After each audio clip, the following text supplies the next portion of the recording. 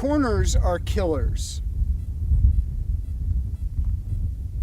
We need to stay as far away from corners as we can and be aware of them. They're all over the place.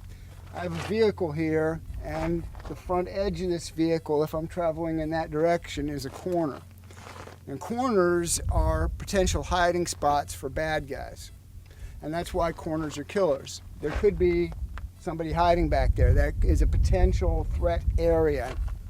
So as you go about your daily life, you need to be aware of these potential threat areas, these corners, and stay as far away from them as possible.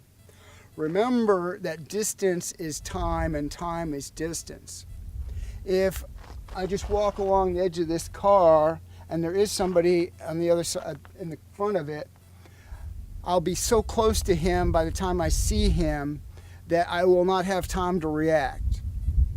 So I want to stay as far away from the corner so I have as much distance as possible. I'll see around the corner sooner and be in a much better position to deal with somebody. Let's take a look at what that looks like.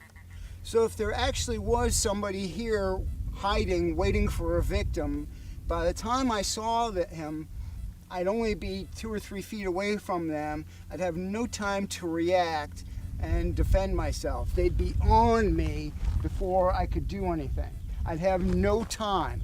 Because I have no distance, I have no time to react to the threat. All right, so instead of walking next to the car and being close to the corner when I finally approach it, stay some distance away so that as you're coming around the corner, I could see the threat much sooner and have much more distance to deal with it. So at this point, instead of 2 or 3 feet, I have 15 or 20 feet to deal with a potential attacker.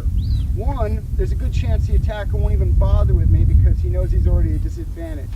But if he's persistent and he does attack me, I'm in a much better position to deal with him than if I were only a foot or two away. Corners are everywhere, whether it's building corners or cars. You think about parking lots, every single car is a corner. So when I'm walking down a parking lot, I walk as far from the corners as possible. Yes, I'm walking down the middle of the road and I have to be aware of traffic.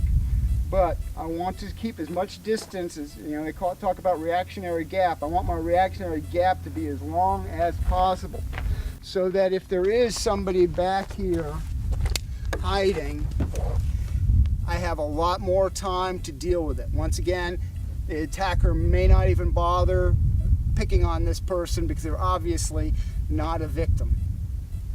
This is another Tactical Tuesday tip of the week. I'm Peter Burlingame. Thanks for watching. Be safe out there.